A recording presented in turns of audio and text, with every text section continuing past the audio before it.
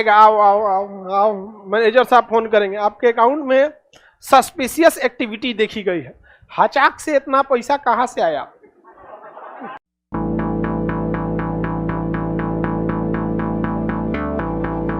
हाँ आइए ना, गली के पीछे खड़े हैं, देखो चाय वाला दुकान देख रहे हैं ना? हाँ हाँ हाँ, हाथ उठाइए।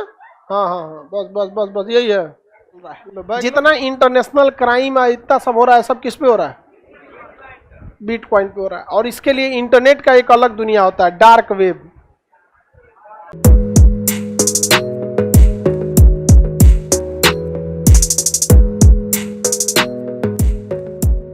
समस्या ये है, आप करेंसी यूज करेंगे तो एक लिमिट के बाद आपको अकाउंट से ही ट्रांसफर करना पड़ेगा। 50,000 से ज्यादा का सामान खरीद रहे हैं तो अकाउंट से, 2 लाख से ज्यादा आप कैश दे नहीं सकते हैं, पकड़ा जाएंगे तो जेल हो जाएगा।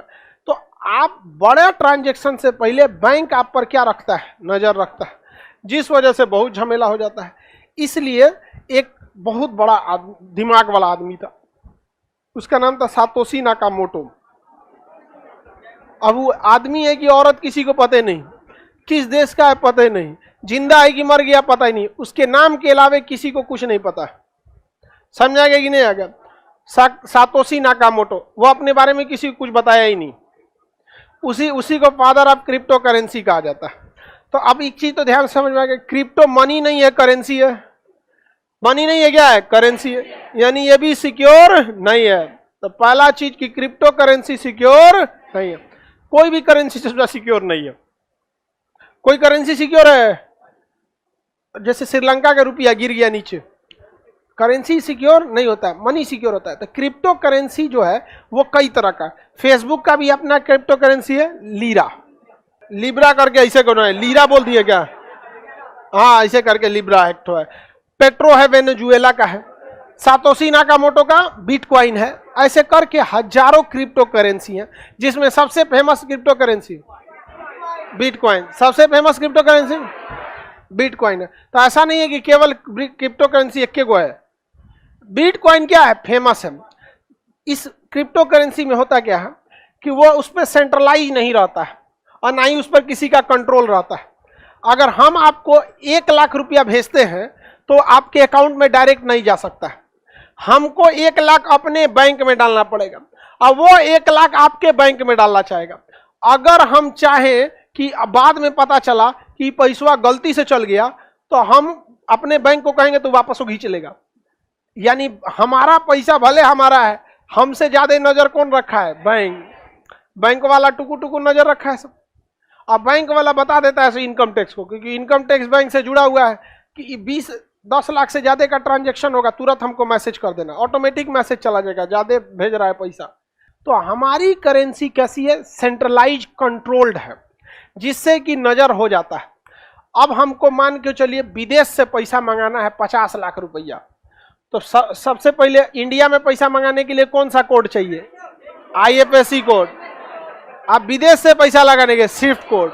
विदेश से पैसा के लिए खसी इमोशनल हो गया बेचारा एकदम। विदेश से पैसा मंगाने के लिए स्विफ्ट कोड, और भारत से हमको अमेरिका से 50 लाख मंगाना है तो स्विफ्ट कोड। तो जो भेजेगा पहले अपने अकाउंट में रखेगा और उस अकाउंट से फिर इंडिया में कहाँ भेजेगा? हमारे अकाउंट में। और अचानक 50 लाख पहुंचेगा तो अकाउंट में फ्रीज हो जाएगा। फ्रीज मतलब बंद नहीं हुआ है, ना आप उसमें पैसा भेज सकते हैं ना जमा दिया आपका अकाउंट। अब आपको बुलाएगा, आओ आओ आओ आओ, मैनेजर साहब फोन करेंगे, आपके अकाउंट में सस्पिशियस एक्टिविटी देखी गई है। हचाक से इतना पैसा कहां से आया? तो क्या जवाब दो, तुम्हारा क्या काम है भाई? जिसका पैसा है। तो इससे इलीगल चीजों को रोका जा सकता है। तो सेंट्रलाइज करेंसी का फायदा है कि आप इलीगल एक्टिविटीज को क्या कर सकते हैं? रोक सकते। लेकिन एक ऐसा आदमी होता जो पैसा भेजता डायरेक्ट अमेरिका से भारत में, और वह पैसा किसी बैंक को पता नहीं चलता, तो वो हो जाएगा क्या? Crypto currency. हालांकि ये क्रिप्टो करेंसी आज के समय में, ये पहले से चल रहा है, 100 साल पहले से, जिसे हम हवाला बाजार कहते हैं। कौन सा बाजार? हवाला बाजार। उसमें पैसा कैसे भेजा जाता है? जैसे हमको 10 लाख रुपया पटना से दिल्ली भेजना है, पटना से कहां भेजना है? कितना? 10 लाख। तो हवाला बाजार के कई सारे एजेंट आते हैं सब, तो हमको पटना में कैश ले लेगा, लो भैया ये 10 लाख, उसका कुछ वो पैसा भेजने का 500 1000 रुपया जो चार्ज लेगा वो अपना चार्ज ले लेगा और 10 लाख ले लिया। इसका कोई जान पहचान वाला होगा दिल्ली में, उसको फोन कर देगा कि भाई यहां से 10 लाख रिसीव हो गया है, वहां पे तुम भेज दो, पैसा पटने में है, लेकिन इसका रिलेटिव जो है वो कहां भेज दिया, दिल्ली। अब ये लोग बाद में अपना हिसाब किताब करते रहेंगे और दिल्ली में उसके पास पैसा फोन कर देगा। अब हमको जिस व्यक्ति के पास पैसा भेजना था दिल्ली में फोन कर देंगे, हाँ पैसा पहुंच गया है आनंद विहार रेलवे स्टेशन पे, ये नंबर है, इस आदमी से कॉल करो, जाइएगा बस स्टैंड के पीछे को प्लास्टिक में थमा देगा, जाओ हो गया। आरबीआई देखते रहो जो what is this, Swift code, IFSC code, challan, Nifty, RTGS, chequebook सब रख ले रह गया यहाँ पर, समझा गया कि नहीं।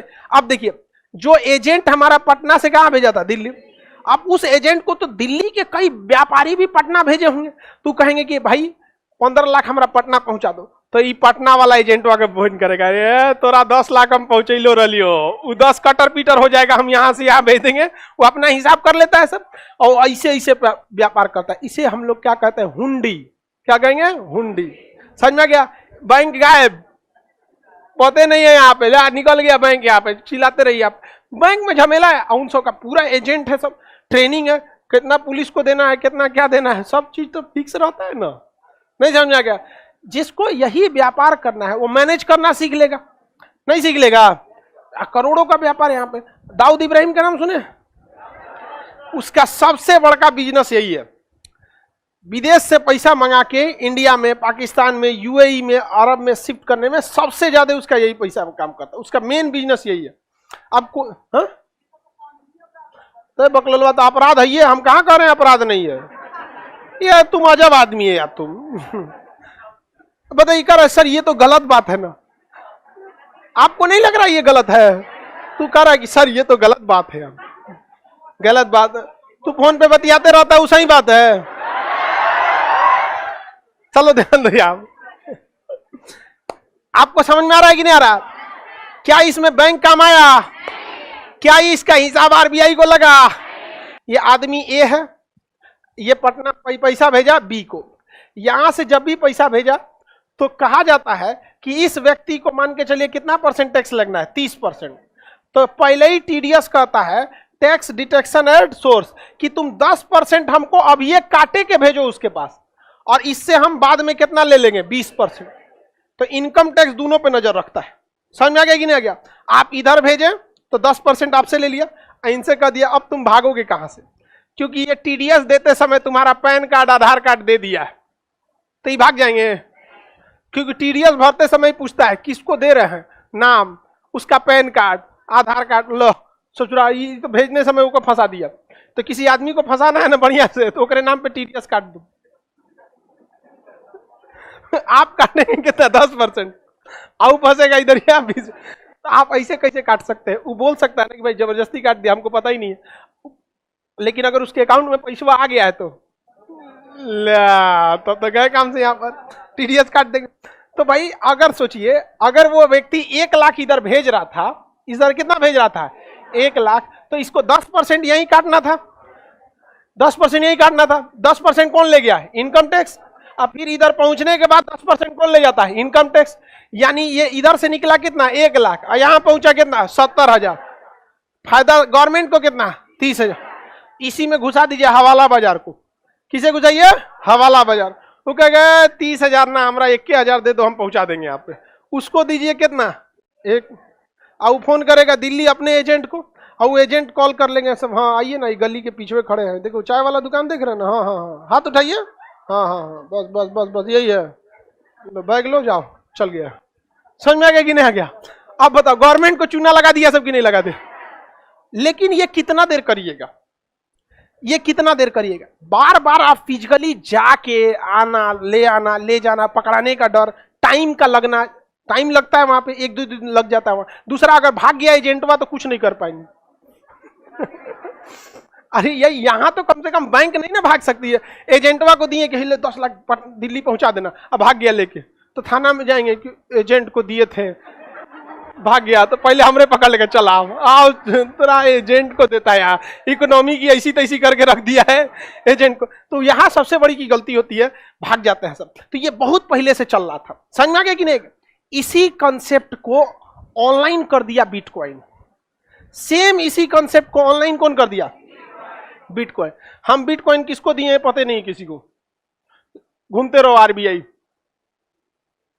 पता ही नहीं चलेगा बिटकॉइन कहां से कहां गया।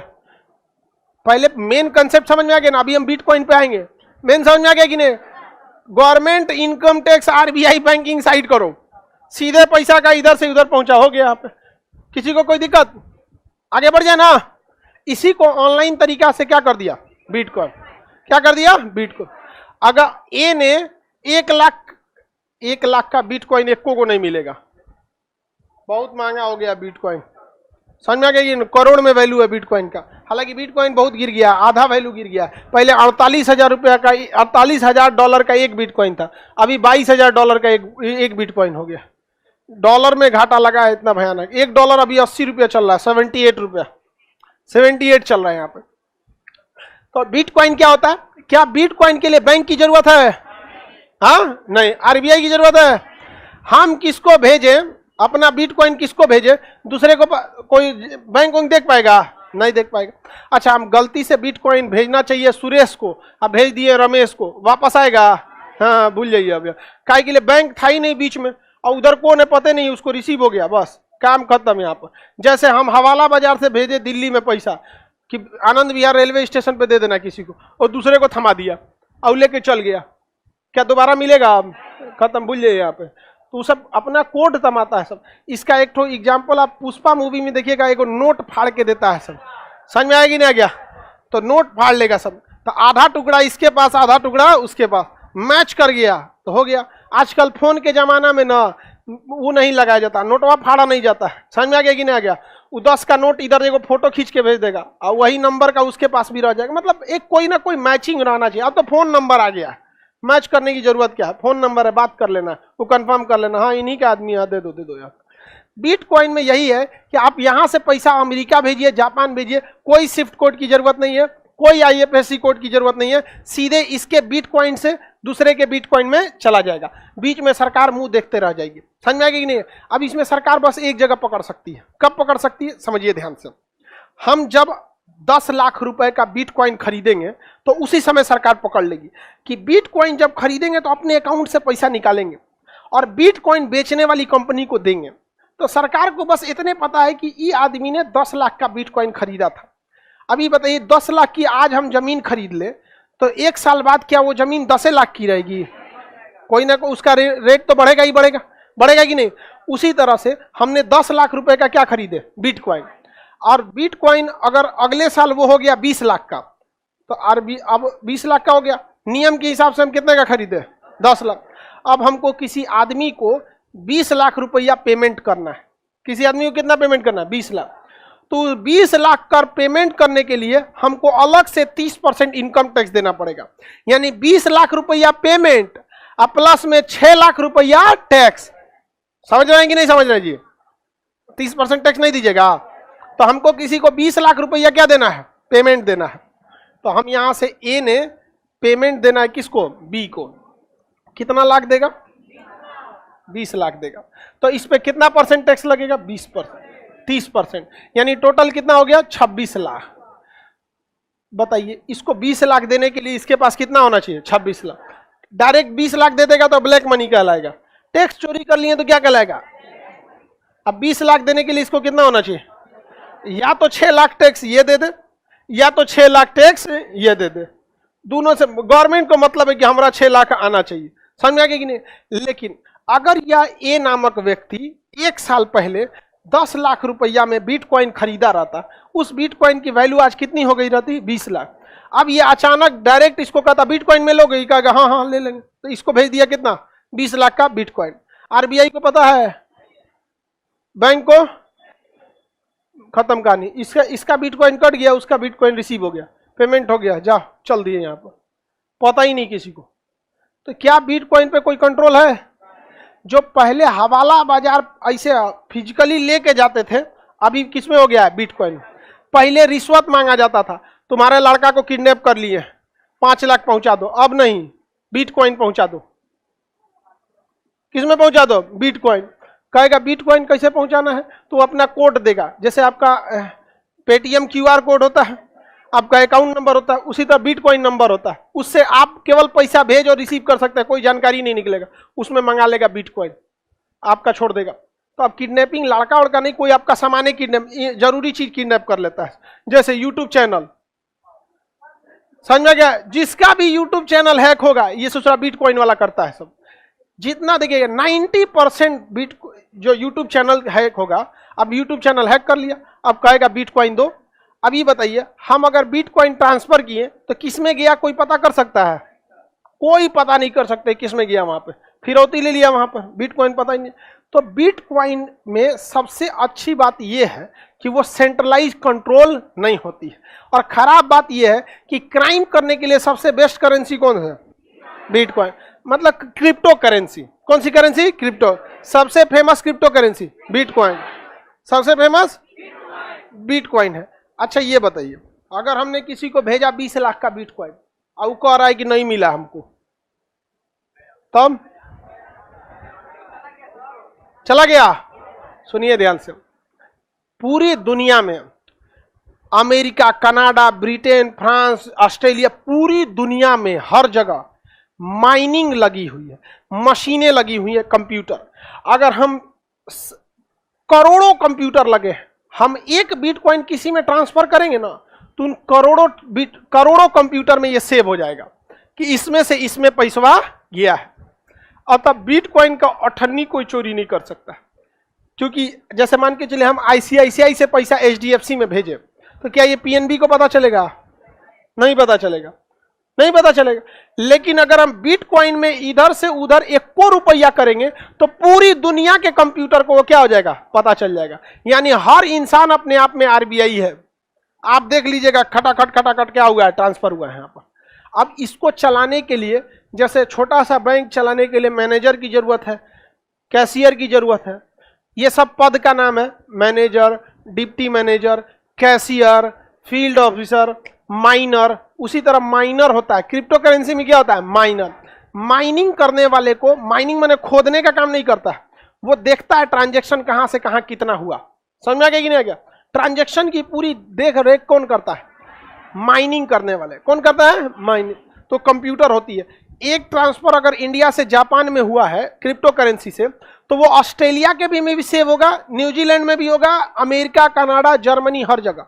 तो आप झूठ तो इसमें नहीं बोल सकते हैं, आपके में से ट्रांसफर ही नहीं हुआ, आप कह दिए तुम्हारा पहुंच गया। क्या ऐसा पॉसिबल है? तो चोरी की संभावना क्या क्रिप्टो करेंसी में है? नहीं। लेकिन अगर गलती से दूसरे में भेज दिए तब वापस आने वाला नहीं है। एक आदमी का बिटकॉइन है बहुत ज्यादा, अरबों खरबों रुपए हैं, और उसका पासवर्ड भूल चुका है।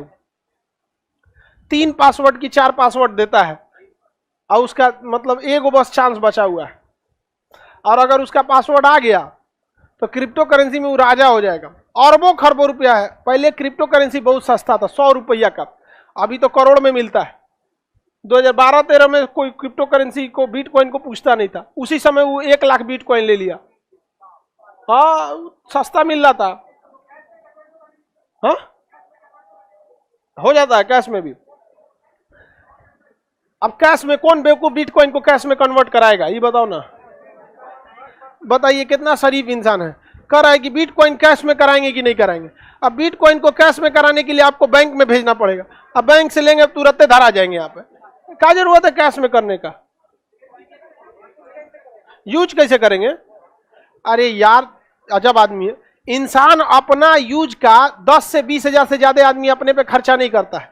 खाना पीना कपड़ा ये अपने पैसा से खरीद लो। अब बाकी जो संपत्ति खरीदना है उसको बिटकॉइन से खरीदते रहो। कौन चीज तुम आलू खरीदेगा बिटकॉइन में? समझो बाबू, जो आदमी चेक साइन करता है, कभी सुने हैं किसी को कि आलू खरीदा तो चेक साइन कर रहा है? अपनी जरूरत की चीजों की चीजें आदमी कैश और ऐसे ले लेता है। चेक का यूज कब होता है? बड़ी चीजों के लिए। बिटकॉइन का यूज बड़ी चीज के लिए। कभी सुने हैं कोई कैश, चेक से कैश निकाल रहा है? बहुत कम में आदमी निकालता है। समझा नहीं? क्या कहना है कि जब दुनिया को पता चल जाएगा पैसा भेजा गया इसमें से इसमें, तो फिर सरकार को कैसे नहीं पता चलेगा? वो ये नहीं पता चलेगा कितना पैसा भेजा गया। कोड होता है, कोड, कि इस अकाउंट से इतना कोड का ट्रांसफर दूसरे अकाउंट में हुआ है, बाकी और कुछ पता नहीं चलता। जैसे आप स्विस बैंक में अकाउंट खोलवाइएगा ना, तो आपका नाम हम नहीं मिलेगा, आपका कोड मिलेगा, कोड। इसीलिए ना पता नहीं चलता है किसका पैसा है। अब इंडिया के एक आदमी का कोड मिल गया था, लोटस, नाम क्या था कोड का? लोटस। और पता चल गया, लीक हो गया मामला कि लोटस नाम का एक अकाउंट है। और ये 1985 की बात है, 84-85 का। विश्वनाथ प्रताप सिंह, वीपी सिंह उस समय प्रधानमंत्री के रेस में चल रहे थे और राजीव गांधी चुनाव जीत रहे थे। वीपी सिंह ने हल्ला कर दिया कि लोटस का मतलब क्या होता है? कमल। और राजीव का मतलब क्या होता है? कमल। समझ में आ गया कि ना गया? अब चुनाव है भाई, अब सही भी हो सकता है, गलत भी हो सकता है, लेकिन उस समय ये बहुत मामला पकड़ा हुआ था कि राजीव गांधी का ही पैसा रखा हुआ है उसमें, क्योंकि उसमें कोड क्या था? लोटस। और राजीव का भी मतलब क्या होता है? कमल। और लोटस का भी मतलब कमल। तो देखिए, गवर्नमेंट इसे पहले बैन की हुई थी तो कोई मानता था नहीं, क्योंकि इसके लिए आपको किसी ऑफिस में जाना नहीं है, मोबाइल में खटाखट कर देना है, तो छापा कहाँ मारिएगा? ना कोई जानकारी देता है ना कुछ। हाँ, तो अभी गवर्नमेंट को पता है, तो गवर्नमेंट पहले इसे लीगल नहीं माना था, लोग मानते ही नहीं थे। और करोड़ों करोड़ों का व्यापार किसमें होता था? क्रिप्टो में। और क्रिप्टो इतना कोडिंग में है कि आपको पता नहीं चल पाता है कि किसका कोड है। तब गवर्नमेंट मजबूरी में आके कही कि क्रिप्टो करेंसी से व्यापार कीजिएगा तो हम टैक्स लेंगे। कही कि भैया पकड़ा है ये नहीं रहा है, लॉस भी हो रहा है, उससे अच्छा क्या ले लो? टैक्स ले लो। तो अभी गवर्नमेंट क्रिप्टो करेंसी को लीगलाइज कर दी है। क्या कर दी है? लीगलाइज कर दी। बशर्ते टैक्स कितना लेगी गवर्नमेंट? 10-20% आपका क्या लेगी? टैक्स लेगी। अलग अलग लेवल पे टैक्स अलग अलग होता है। हाँ, व्यापार कर सकते हैं बिटकॉइन में, बशर्ते सामने वाला लेने के लिए रिसीव करे। समझिए ध्यान से, हमारा रुपया जो है वो लीगल टेंडर है, यानी अगर हम किसी को भारत में रुपया में पेमेंट देते हैं तो वो मानने के लिए कंफर्म है, उसे लेना ही पड़ेगा। समझ में आ गया कि नहीं?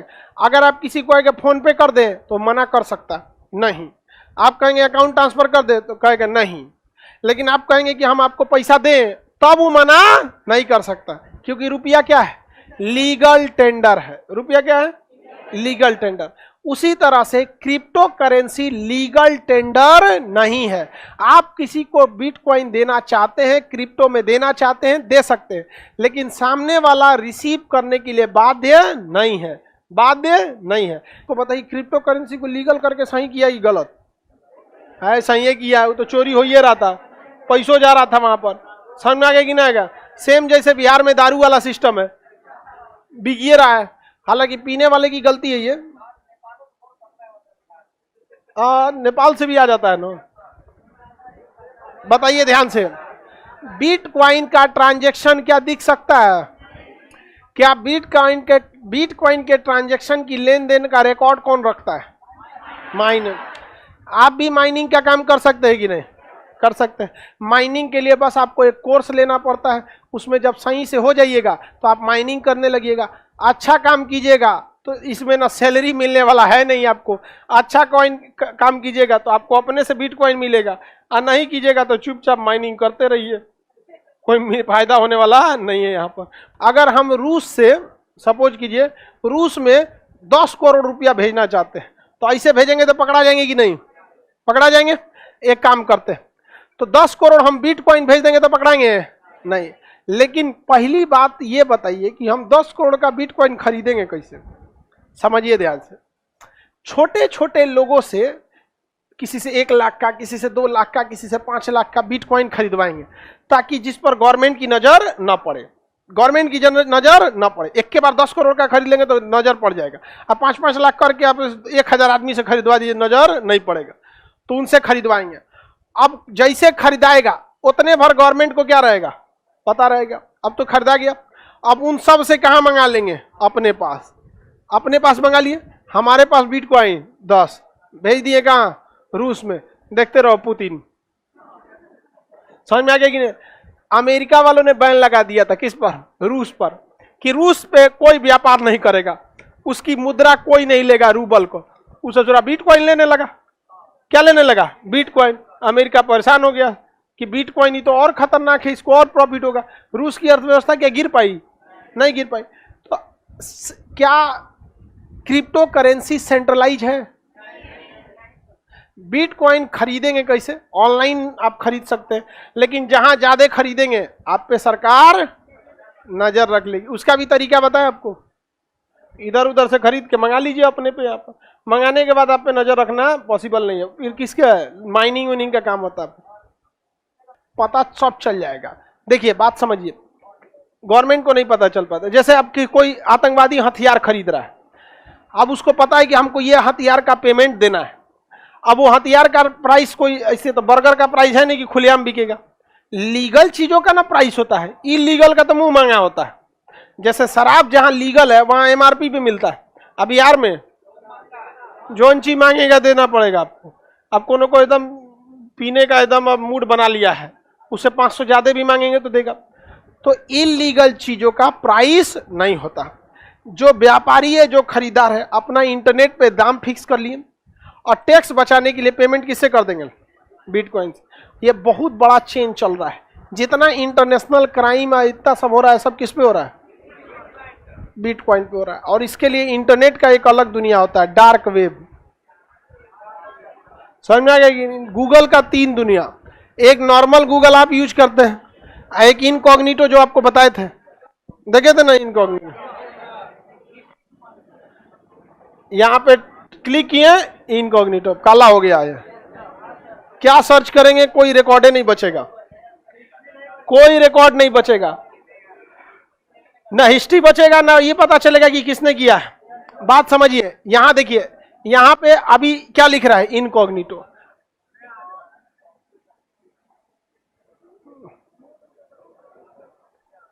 यहां पे यहां मेरा ईमेल आईडी लिख रहा है, ईमेल आईडी नहीं ना लिख रहा है, तो इससे डबल फायदा होता है। एक तो हिस्ट्री सेव नहीं होती, दूसरा सर्च कौन किया पता नहीं चलता।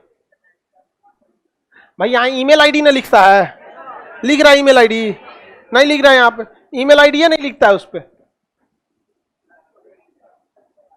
और अगर सब इनकॉग्निटो ही खुलेगा। अभी यहां देखिए ईमेल आईडी यहां आ जाता है, यहां हम डिवाइस में करेंगे तो क्या आ जाएगी? Email ID. अभी ईमेल नहीं आ रहा है, वाईफाई आ रहा है। यहाँ समझ आ रहा है कि नहीं आता? तो डार्क वेब जो होता है ना, वो भी एक अलग चीज होता है। उस पर जितना इलीगल काम होते हैं सब उस पर कर देता है सब।